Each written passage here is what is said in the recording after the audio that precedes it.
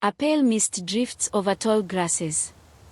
In the distance, a man named Kintu kneels beside his only companion, his cow, Ent. The cow gives him milk. And that's all he needs to live. Back then, there were no people on earth. Just Kintu and his cow. It was quiet.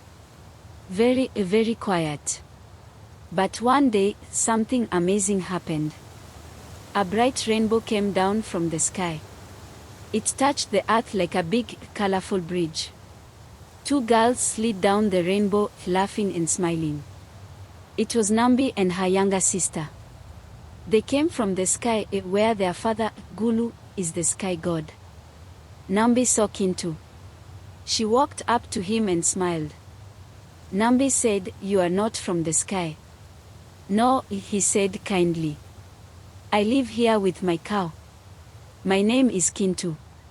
Nambi looked around the land and she said, "I want to know more about your world. Will you show me?" Kintu nodded. He had never met anyone before. He was happy. Later, Nambi told him, "I want to marry you. But you must first meet my father." So Kintu and Nambi climbed up the rainbow to the sky. Up in the sky, Ggulu sat on a tall, shining throne. He looked at Kintu and said, "If you want to marry my daughter, you must pass 5 tests." Kintu listened carefully. In the first test, Ggulu brought out a huge, heavy rock. It was bigger than a water drum. "Lift this," Ggulu said. Kintu bent his knees, wrapped his arms around the rock. And slowly, slowly, he lifted it. Not with pride, but with quiet strength. Ggulu nodded. In the second test, Ggulu handed him bark from a fig tree. "You must make bark cloth," he said. "But you must do it blindfolded." Kintu had never done this before. But he felt the bark with his hands. He pounded it softly, just like the women of the sky taught. He worked slowly, with care. When he was done, the cloth was smooth and neat. In the third test, Ggulu smiled a little. "Now," he said, "you must find your cow. But I will hide it among 100 others."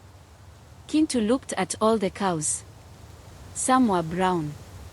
Some were white. But his cow, Ent, had a tiny mark behind her ear. Kintu walked slowly, listening.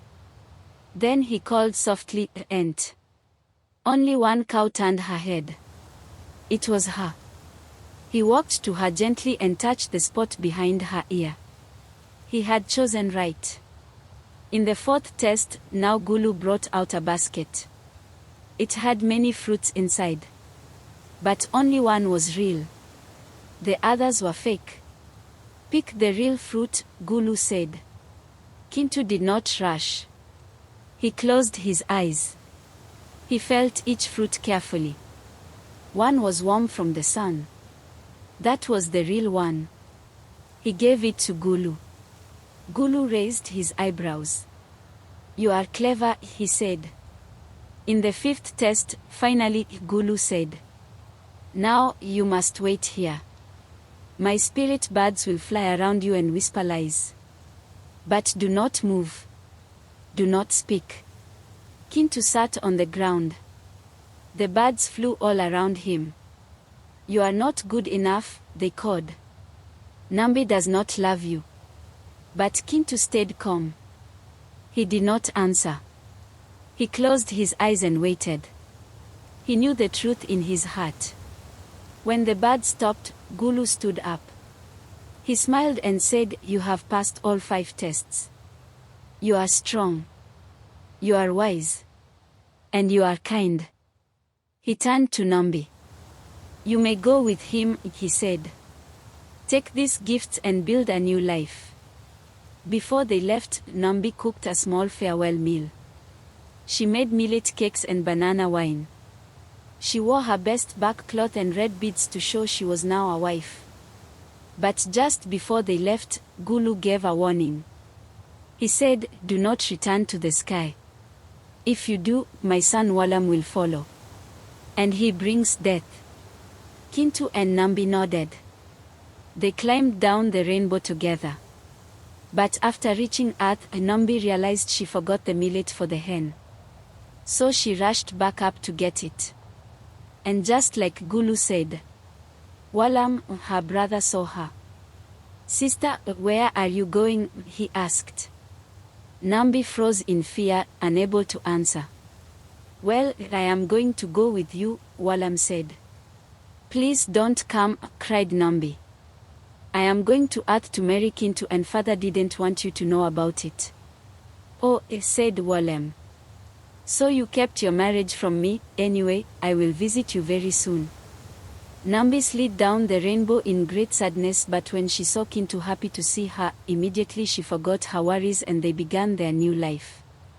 Nambi taught Kintu how to plant bananas, vegetables, and to weave cloth. They were happy. One day, Walam showed up. Nambi was so scared. Kintu and Nambi tried to find a way to get rid of him. Out of desperation, they offered their firstborn child to Walam. This pleased him and he left. Years passed by. Nambi and Kintu had more children. They were very happy. Suddenly, Walam came to collect his sacrifice. Nambi and Kintu fought him, for the love of their child was strong. In defeat, Walam said, "Since you won't give me the child, I will stay on Earth forever."